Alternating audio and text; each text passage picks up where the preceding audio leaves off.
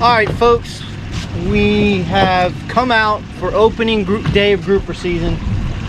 We had a lot of reports that there was a lot of big grouper between 45 and 65 feet of water. So right now we're sitting in about 49 feet of water. Caught some snapper, caught some small red grouper. Haven't gotten that gag bite yet, but we're gonna move around. I actually went to some new areas that we haven't fished before, and we're gonna probably hang in the 50 to 65 foot range and see what we can do. But we're a couple of days off of the hurricane. The water is extremely dirty, which we knew it would be. It's just a slow little swell, so it's not bad. We could cruise out here about 30 miles an hour. So it's a beautiful day. We're gonna see what we can do. We're catching fish. We've caught a couple keeper mangroves. We're gonna move around until we can find those gags. We have a major feeding time from 1:59 to 3:59. So we'll see what happens. And neither one of those jokers could catch a fish while I was talking. I just put one in the box. I'm not even on the bottom yet. Chad, don't get all pissy with me. I have no excuse. Right? Tony has no excuse. All right, folks, what we're doing is I'm taking a pinfish, hooking him in the belly just like this with a 1/4 ounce Huggy. And what we're doing, we're sitting in 63 feet of water, and I'm pulling out like 15 times. So that gives me about 45 feet. And then I start feeding it by hand or by the reel. 7.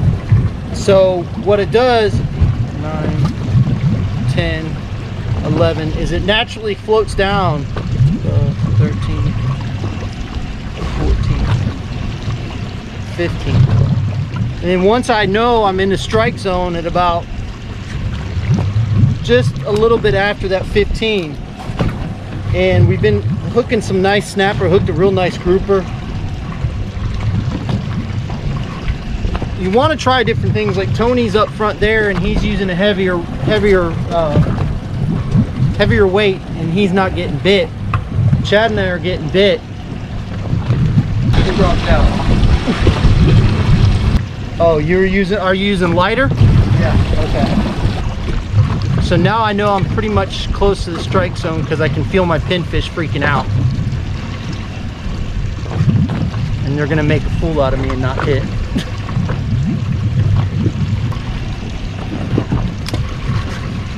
And there we go. Ooh, that's a digger.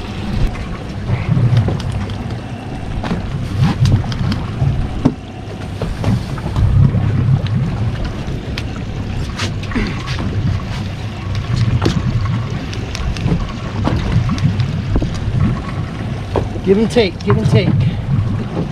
They want to take, you let them. What if he wants to give? There's a keeper gag. What are you doing? I have no idea. Come on, name is Chad. There we go. It's more better. That's a little better. I'm talking about, homies. Ate a little bitty pinfish. Yep. Tony! Get good.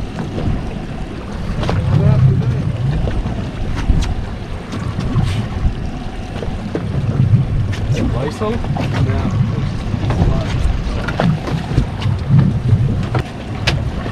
Well, folks, I just put another nice snapper in the boat. You saw me catch that gag. And we're actually getting really close to the major feeding time. We're coming off that full moon, so we didn't get out here extra early. We took some time to catch pinfish and stuff like that. So we ended up out here at about 9:30 because I knew the bite was going to be later, and sure enough, we've gone to a couple spots, but it just hasn't been as good. We came out to this depth just to see what was going on out here. And I just pulled it out of it. Let's say, what was wrong with that one? My name's Todd. But I like the afternoon majors on the full moon because especially if it's clear at night, those fish are going to eat. Even with this dirty water, I still think they're going to eat, but we're getting into a rhythm now. We found a really good ledge, as you can see on the screen. We've got a good show of fish, so I'm probably gonna sit here until that major starts, unless we wear this out. But there's a ton of other ledges right in this area, so we can hop from one to another if we have to. But we've caught a real nice hogfish here. Of course, Chad caught it. Come on, somebody, catch a fish. There you go.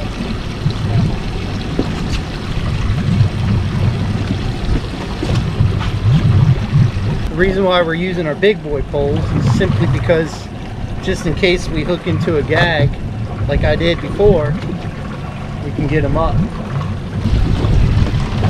So, yeah, you about got my finger. it's a little overkill for those size snapper, but you want to be prepared. I guarantee if we set down one of our smaller rods, we would get hammered on it, which I like using the light stuff. So all we're doing is taking the pinfish, turning them upside down, taking the little, is this 3/8 or quarter? That's a quarter. Running it right through the belly, right here, right beside the gill plate. And then just sending them down. And it's funny because when we fish in the bay, those pinfish don't want to go down. Out here, they'll go down. But in the bay, if you can get one to go down, you're going to get him to get eat on the light stuff. We'll do a lot of free lining actually for grouper inside the bay. But the problem is if they're keyed in on pinfish, you have to go through 3 or 4 pinfish before you find one that's willing to go down. But a lot of times, oh my God, Tony's hooked a fish. But a lot of times what happens is those pinfish will swim down and they'll see what's down there. Oh God, come on, Tony. And then they won't go back down again.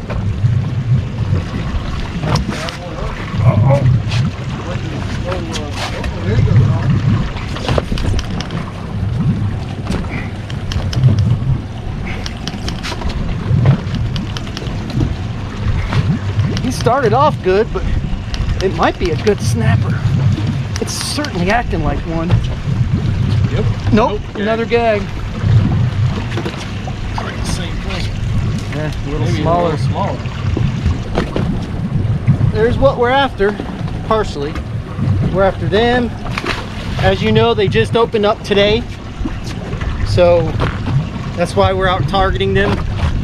I told Chad, I said, I have more confidence fishing in the bay for gags than I do offshore. But I just had to go back to the areas that I knew that we've caught them in the past, and that's what we've done. It seems, this is just my opinion, but it seems like we catch more gags north of the pipeline than we do south of the pipeline. There just seems to be more rocky areas, more ledges and things like that. So that's where we're at. We're north of the pipeline, and we've been catching the mangrove snapper and the gag grouper. These other guys, well, I'll take that back. They just participated, so we don't know if we want to call Tony's a participation. I was gonna say, yeah, I wouldn't do that. Tony, come on, you've got to catch fish, good fish, so we can talk about the new color. Coming. This might take us months to get it released simply because we got to compile enough fish together. Put bait on. Lord. Now we could, if we wanted to, we could probably get away with heavier leader. We're only using 20 because this water's so dirty, but it's just what we use and what we've gotten used to. Oh, Chad's in his stance. Got nervous. Come on. Got 8 feet to go. 8 feet to go. But once you establish where in the water column they want to eat it, you'll almost anticipate the bite and when it's going to happen. Nice snapper, I think. Yeah.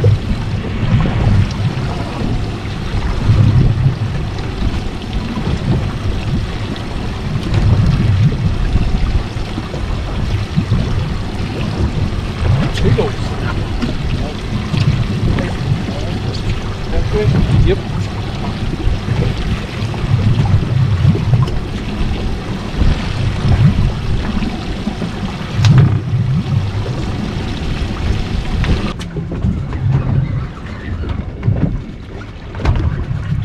Could be a keeper gag, Tony.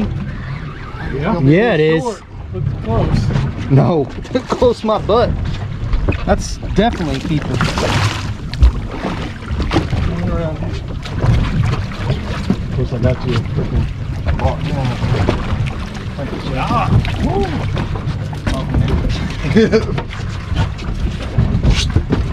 Maybe a keeper. It is. It's gonna be a nice one.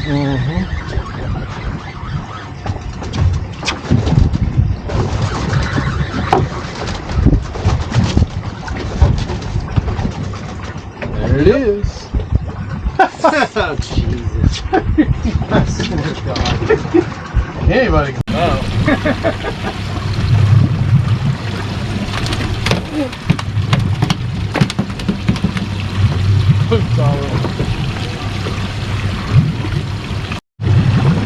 Fun fact, guys, did you know that a frigate bird has this special kind of oil on its feathers to where they cannot get wet?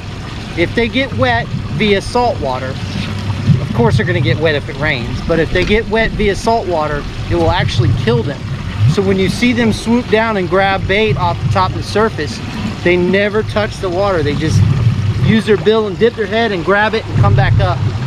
We just had one flying around that was eating some dead bait that was floating on the top from us, and I didn't get that part of him doing that. But it's pretty wild that a bird that lives off the sea, matter of fact, there's one, yeah, that they can't get wet with salt water.